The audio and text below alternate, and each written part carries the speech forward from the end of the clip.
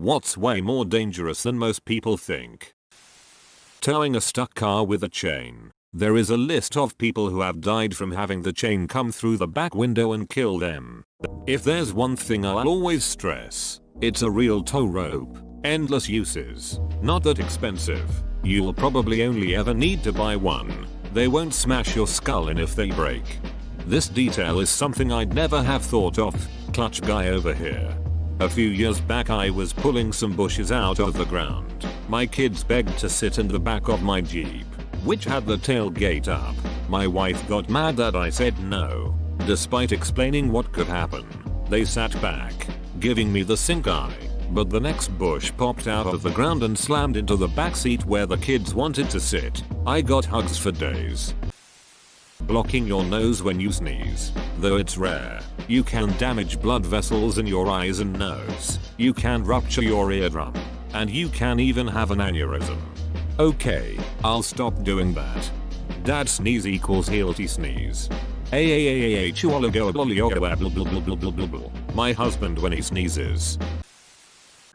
This video is brought to you by Fiverr, the biggest, most affordable, and overall the best freelance website there is. It's a place where you can hire anyone from writers to designers and everyone in between for as little as $5. It's absolutely the best place to save time and money for your projects. But if you want to take your business a step further, we would highly recommend Fiverr Pro, a place where you can work with verified, hand-vetted, exceptionally talented professionals that have, with their work for companies like Google or Apple, proven to be the best in their category. Link in the description below. Attempting to change garage door springs without knowing what you're doing can kill you.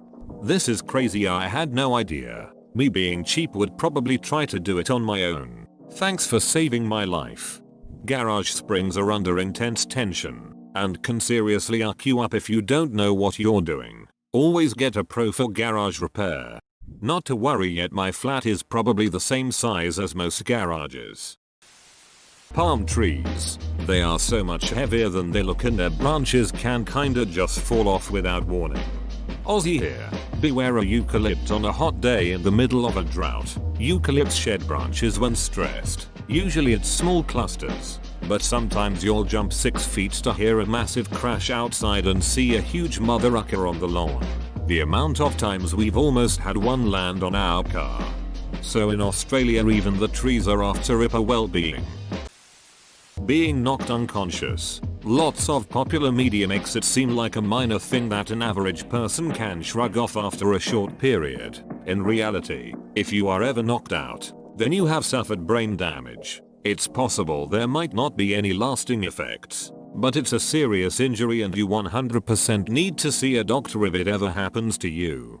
Just being knocked in the head in general. People are so cavalier in fights. I think that movies of people being hit with the butt of a gun, a shovel and being okay. I'm not a doctor or nurse, but I'm pretty sure simple bumps and knocks can have potential damage. The human being is fragile as arc.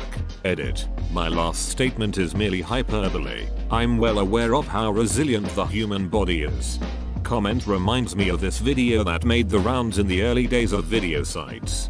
Guy, teenage kid, is sitting on a retaining wall and another guy runs up behind him and hits him with what appears to be full force on the back top of the head with a shovel. I think of that video often when CTE is discussed nowadays. Try not to be unconscious for too long. It's like super bad for you. Hiking in Arizona heat. Grand Canyon too. You can go down a lot quicker than up.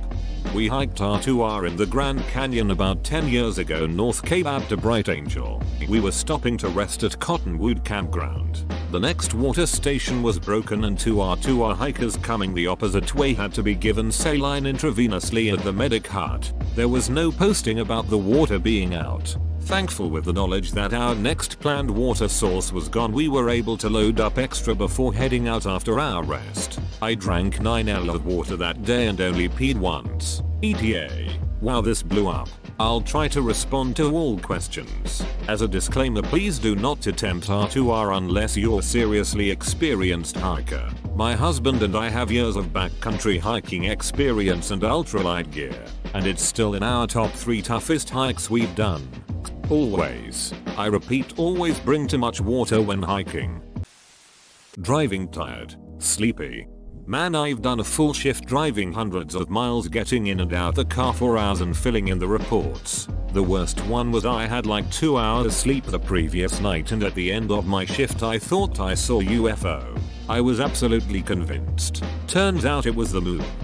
The dangerous part of drowsy driving is nobody really takes it very seriously. It's not like a cop will test you on breathalyzer or something, so most people will ignore it. It takes a split second to fall asleep while dreaming that you are awake and still driving and end up killing innocent people. It's the same as DUI. Can you imagine a cop pulling you over and starting to read from the 1982 Uniform Commercial Code? Your head starts to nod and you get cuffed. Alright, I'm taking you in. You haven't had enough sleep. Not wearing sunblock. You reminded me of tanning beds I despise then and think they should be illegal. People will go in them completely unprotected and get blasted with UV. All in the name of vanity. It's ridiculous. True. And those tanning bed goggle lines look weird. Life on the road would be safer if 5-year mandatory retests were a thing. And not just for seniors. Listening to loud music using earbuds, or really any headphones. Having permanent hearing damage sucks. M40 with the hearing of 70-year-old. Tinnitus, constant ringing in both ears. Certain music can make it worse and drive me absolutely batty. Can't hear people at restaurants and bars. What? Protect your ears. Edit. Just had a bonus feature. All ringing goes away. Then a singular tone comes up in one ear at double the normal volume. Edit 2. Woke up to 146 replies. Yes, tried the hands over ears drumhead thingy to no avail. Yes, headphones. In car. Loud bars and heavy metal concerts have destroyed it. Edit 3. Remembered 2 things. 1.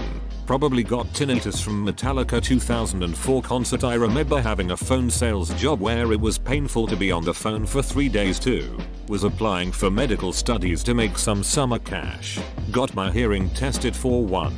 Already had a high frequency loss. I was 22. You have about 11 years on me as well. Glad to hear it just gets worse. I'm 20. Always hear a ring. I don't listen to loud music but have been to a few concerts. Sucks. I feel your pain. Living alone. If you get seriously injured or ill at home and you're unable to reach a phone, your chances of survival are much lower than if you have at least one other person in the household. Had an older employee who lived with her son. She didn't turn up for work. Very common to no show no call at our workplace. Just not for her. I had a weird feeling after she wasn't picking up when I called. Waited a few hours and decided to go knock on her door. No answer, but her car was there. I phoned the non-emergency police line and they showed up and broke in. She was found in her bedroom on the floor completely out of it, and turns out she had a very bad case of meningitis. She was admitted to the hospital for a month and they told her if she had been found by her son by the time he returned home from work, 4 hours after we found her, she most likely would have been dead. Trust your weird gut feelings. You are awesome. Every manager I've ever had would have let me die. Whoa, props to you. I'm not sure I would follow through in that situation, although I hope I would. People know that rip currents are dangerous, but don't think about them as a real threat often enough. I'm from Florida. My whole entire life I was taught to swim parallel to shore when stuck in a rip current. They teach it in schools. There are commercials about it. The signs say it. You'd think it would be ingrained. But what does my grown behind do the first time I got sucked into a rip current? Panicked my behind off and almost drowned. I got stuck in one as a kid and I never knew about the parallel swimming. I was alone while it took me, but somehow I instinctively knew I had to swim that way to get out. I ended up around 1 mile where I was. Shit as scary as uck. Grew up swimming in the ocean and had swimming lessons since I was in diapers. Have always been a strong swimmer and confident in the water. When I was a young teenager I got caught in a rip current. I quickly realized what was happening as I was swimming as hard as I could toward shore and was still going in the wrong direction. Even though I was a strong swimmer, I panicked. I was alone in the water and thankfully composed myself. Regardless of ability, it's still pretty terrifying. Deep cuts on your fingertips. They're called felons and can infect your bloodstream. Clean them out, and if you see a red line traveling up your arm, Get yourself to the ER immediately. My neighbor almost died from this when she cut her finger on her violin string. Edit. Removed my advice about changing tires. My main point was don't go under your car if the tire's off without a jack stand. But that should be obvious. My old roommate got a cut on his finger from a broken glass in a sanitation sink, bartender, and was complaining that it was sore and swollen. I had heard about the if you see a line going up your arm, you need to get to a hospital thing and ask to see his arm. Sure enough, he had a red line almost to his elbow. He got to the ER and caught it in time. A close friend and co-worker of mine died recently of a blood infection. We're not sure what caused it, but what we do know is that he was, seemingly, fine one day and gone the next. This kind of thing is more serious than people know. Disclaimer. With the type of infection he had, there were no red lines outlining his veins or anything, so don't count on that in all cases. There are a lot of things that can temporarily make you bacteremic, the state of having bacteria in your blood, but most of us the infection won't actually take. And then there are certain bacteria that are just better at seeding to the rest of the body through the blood once they get into one spot. But yeah, most commonly it's just people with a fever seeming way more out of it than usual. True lethargy, having their color just look off, high heart rates, high fevers, high respiratory rates. It's a bit of a you have to see it kind of thing. But they just look sick, but then a doctor feels nervous looking at them way. Eating a lot of spinach. Believe it or not, people have had kidney failure from 3 spinach smoothies in a day. This is due to the higher levels of oxalic acid. Ugh, now all night long I'll be wondering if I'm spinach poisoned. Popeye's gonna die soon. Bluto is actually winning the long game by letting Popeye slowly succumb to eating too much spinach.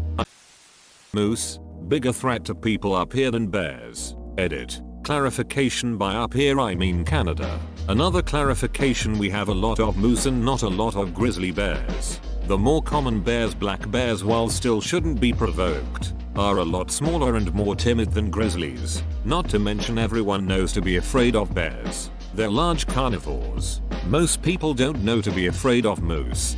Moose were so underrated as a threat for so long that they've become a bit overrated. I've had Reddit arguments with people suggesting they're on par with grizzlies. I've been close enough to both animals in the wild to smell them. Grizzlies are a shit ton scarier than a moose. Moose are just a lot more common and people don't take them seriously as a threat, both of which increase the chances of a bad encounter. Edit. To be clear, by on par, I'm referring to an attack situation.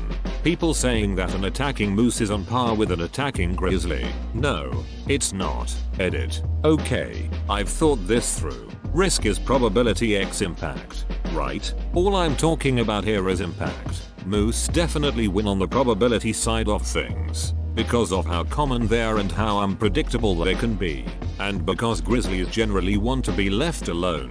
So I'm clarifying my initial comment. In terms of risk equals PXI, moose are probably a greater risk overall, because there are like 20 of them for every grizzly in North America, and they're more likely to attack. But if the only question is which one is more devastating to be attacked by, a moose or a grizzly, I'm definitely going with the grizzly. Moose yearlings are also a lot stupider than bears. Every spring there are a ton of accidents in northern Sweden because of young moose doing stupid shit. A moose once bit my sister. Best comment of the day. Noise cancelling headphones. They have their purpose, but are not a safe daily choice, especially outdoors. I know that a lot of gamers love them, but you've got to hear what's happening around you. I'll listen to music outdoors, but I use some cheap headphones with no noise cancellation. Even just in your house, someone may break a window, or a smoke alarm goes off, someone knocks on the door, or your dog barks. You won't hear it, and it very well could be an emergency too. Also, blasting your car radio. It can be loud. I've heard radio several streets away. Turn it down. Radio should not be very